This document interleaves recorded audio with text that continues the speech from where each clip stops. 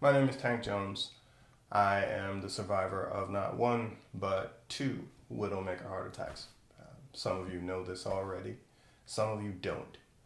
And I'm sharing this right now because with all this coronavirus stuff going on right now, people are panicked, people are worried, people are angry, people are confused, and they're having to stay home, dealing with all kinds of different emotions. I've been dealing with a lot of different kinds of emotions ever since this heart attack incident that happened at the very tail end of 2019 into 2020. And if you'll allow me to, I'm going to explain a little bit of it to you on this video. And because I think it's relevant right now for what we all are going through. I apologize in advance. This video may ramble for a little bit. I'll try to wrap it up in a nice bow faster than normal. But I decided to make this video, and you haven't seen me for a while, because when you deal with an event like that, with a heart attack, when you come face to face with your own mortality decades before you think you're going to, it does something to you mentally. You deal with a lot of different emotions, some that you just weren't prepared for, no matter how strong you think you are. What happened was I was working out. I had been working out. I had been preparing for a television show that I was supposed to start shooting this month, actually, but coronavirus, thank you. I'd been working out hard, and I left the gym, went to a gas station, and I started feeling this really, really intense pain in the middle of my chest, to the point where it doubled me over, and it hurt so bad I was crying in the store. On a scale of 1 to 10, my pain was a 15. No joke, it was bad. But I thought I was just having a severe muscle cramp, and I was possibly really dehydrated from the workout. So I called up my trainer, Ethan, from Triple Threat Performance, and he said I wasn't making any sense. Probably because my head was a little screwed up. But he asked me, from what he could understand from me, was, are you having a heart attack? And that didn't even register to me that I could potentially be having a heart attack. I said, I don't think so. And he asked me all the questions. Do you have numbness down your left arm? You have pain in your jaw? Do you have a headache? Do you, all the other stuff that you ask for shortness of breath? I didn't have any of those things. All that I had was just this really, really bad pain. But so he told me to get back to the gym if I could, because he also does some therapy. And I made it back to the gym. It hurt like crazy. But honestly, the therapy that he did for me actually ended up, by the grace of God, saved my life.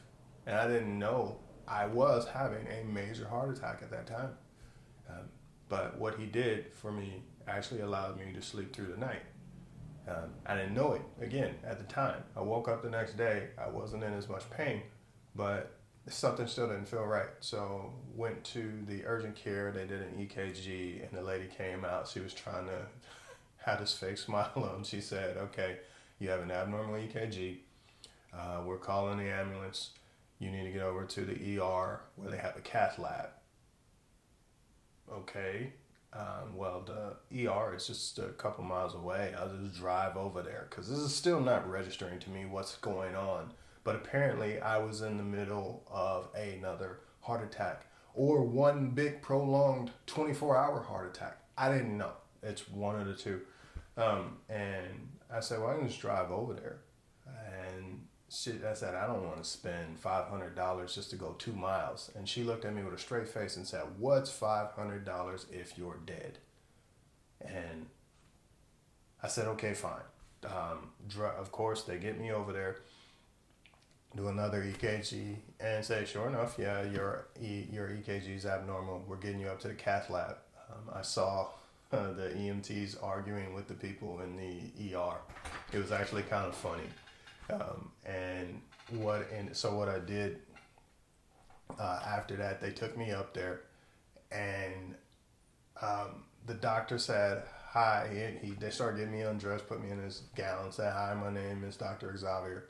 And the next thing I know, I'm waking up and my wife and kids are around me. And I'm like, what happened? And it said, sir, you had a widowmaker heart attack on the table. The bottom of your heart collapsed because your LAD artery was 100% blocked. And you almost died. You're lucky to be alive. And I was like, no way.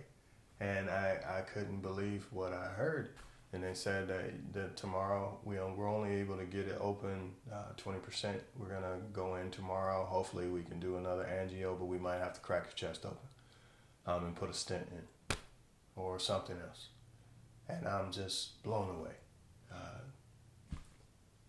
Fortunately, by the grace of God, they were able to go into my groin to put the stent in. But now a guy who never had medications is now taking 7 of them. And the doc says a couple of them I'm going to have to take for the rest of my life. We'll see. But my immediate thought after that is I'm going to come back from this. I'm going to beat this. I'm going to come back stronger. So I got back into the gym, work out at Triple Threat Performance. And I was pushing myself. And I feel fine. I feel great. My heart's now getting more oxygen. And then a couple weeks later, felt like somebody had a TENS unit on my chest and it wouldn't stop doing this. And I didn't know if it was my heart or if it was my chest. The doctors still don't know, but the cardiologist made me slow down. And it left me bewildered because this is such, I identify, I work out a lot. Health and fitness are important to me. And when you it's like taking a piece of you away. So I withdrew from everything. You just say you haven't seen me post much of anything. I didn't know. I felt kind of lost, just being honest. And then this coronavirus stuff happened, so now everybody's in their homes, and I'm in mine. And then you start reflecting on all these different things, opportunities that you have, some that you've missed. Are you significant in anybody's life, in your kid's life, in other people that you've potentially had an influence on? And said my friend Hal said he was doing one of those Facebook things, and he had, again, this list of 10 names, 9 of which you probably recognize, and on there, his potential brushes with greatness. And one of those names was mine. And I had to start questioning. At first, I thought, nah, it's a mistake. But, yeah, he had it on there. Because he said that to me before, and I didn't believe him of how he feels about me. And that's and he showed it for the world to see. And it did something to me. Because if that's the case, I've let him down, I've let family down, friends down. I haven't lived that life. I've done some cool things, don't get me wrong, but I haven't.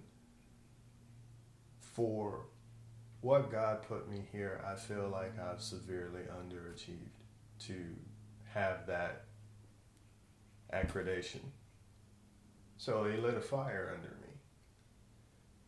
And I know there are people out there, because I get messages from people, where you at, how you doing, how you feeling, haven't seen you in a while, family good, how's your heart, all these different things. And I'll message people.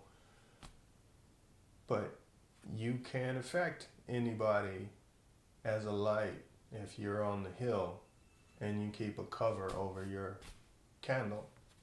And that's what I feel like I've been doing, because I've been introspective. So I got to do better.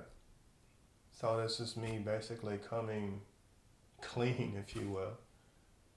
Letting people know what happened to me.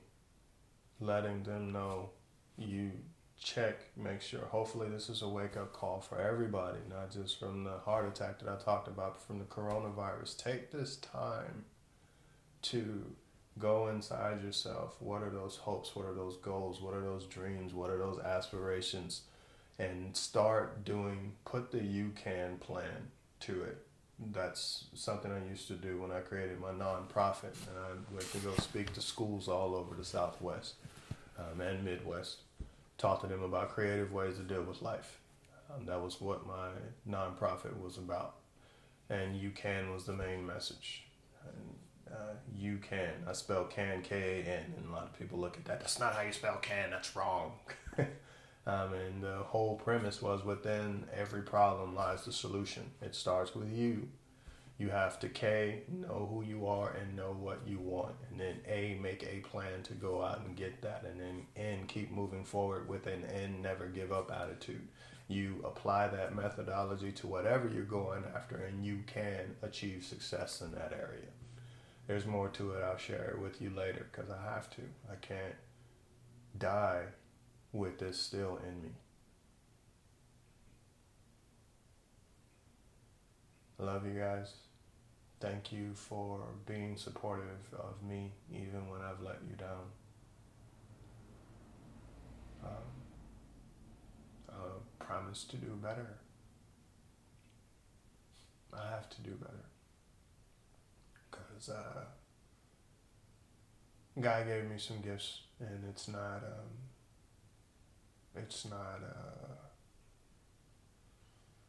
I'm not patting myself on the back.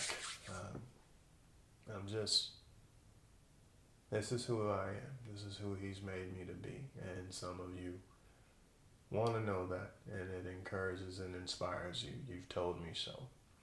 So, this is day one of the rest of my life and yours too. Don't let this thing get you down. Let it build you up. Take this time to be better than you were before, one day at a time.